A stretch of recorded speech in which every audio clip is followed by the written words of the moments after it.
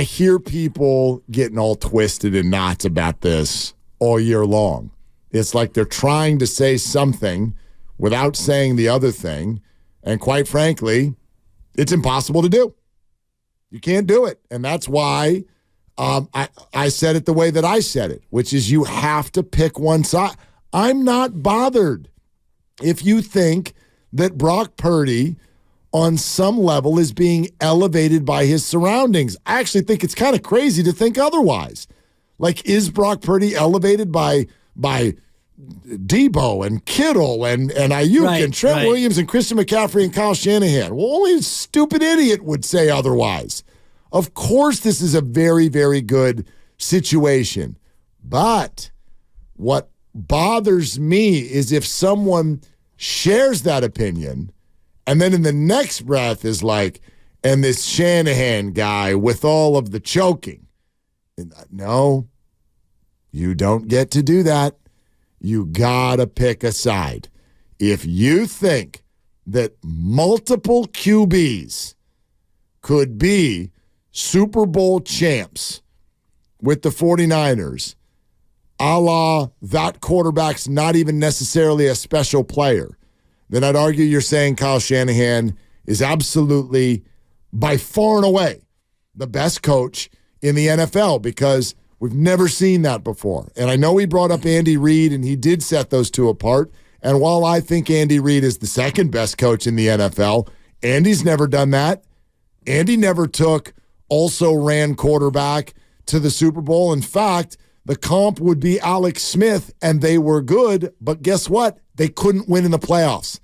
They couldn't win in the first round of the playoffs. He had Donovan McNabb for years, almost a Hall of Fame level quarterback. He's not going to be, but he's almost. It's a really good QB.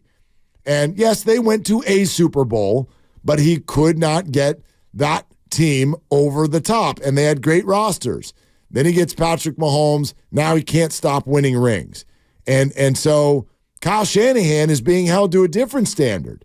He's got to go win the Super Bowl with just whatever, little seventh rounder running around out there at quarterback. So I got no issue with it.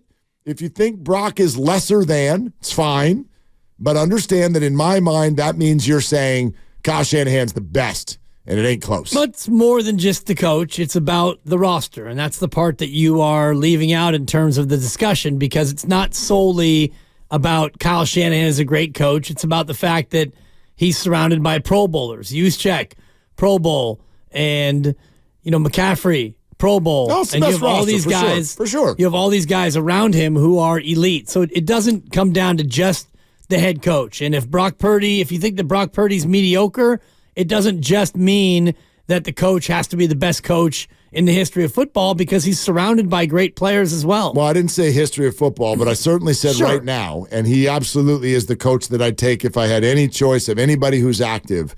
But Rich and I both would take Andy Reid. That's fine, but I like, you look at this. The idea that you guys are putting out there, that has never, ever worked before, nor has it ever been the effort that someone has put out there. Essentially to say that what we would like to do is build a roster that's so amazing that we can sort of be we can be multifaceted in who we put in there at quarterback and then have sustained success. That's why I reject any time, Nick Foles, Brad Johnson. No. This is 4 years out of 5 where they've been in the Final Four, and it's been different quarterbacks who have done that. We've never seen that blueprint before, where someone says, let's just roster the hell out of this thing, and then we can kind of do what we want at quarterback. That's never worked before.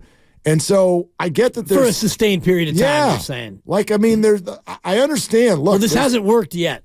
Well... To the extent that they haven't won the Super Bowl. But it's 2 Super Bowl appearances. Fine. That already eliminates the whole Brad Johnson, Nick Foles, Trent Dilfer thing. Well, you haven't won the Super Bowl. No, but you've appeared in it twice. Right, and you're 0-1. And been razor-thin close 2 more times.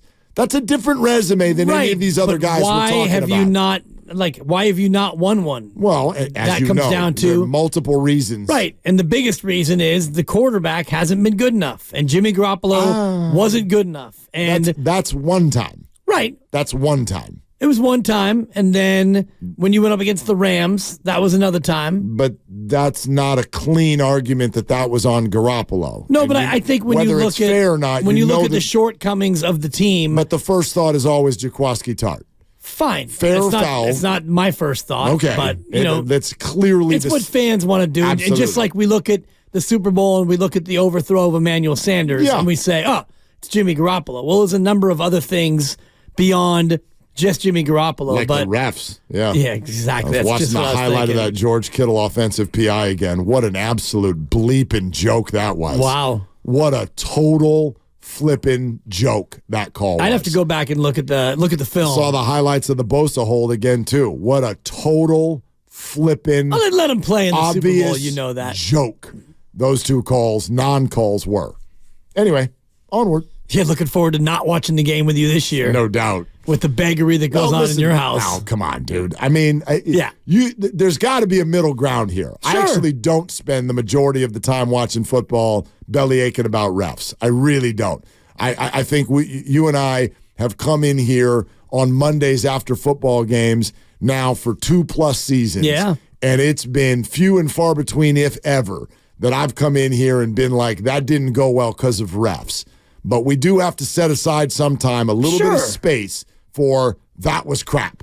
And those two calls get missed. Those two calls were egregious in nature, in my opinion. I'd have to go back and look at the totality of the game because I'm sure that there were some calls that the Chiefs would have looked at and said, that was bad, that was egregious. Well, the Bosa one's a big one because always that, it was a third down conversion that changed the nature of that game, and Bosa did get held. And so it's one of those calls you'd love to have. And Bosa already was planting the seed last week about how the Chiefs, their offensive line, that's what they do. They go out there and they hold. So you're going to see, I think, that drumbeat continue. Maybe it continues tonight at the big media night down there in Las Vegas as, the Niners are going to plant the seed with the officials.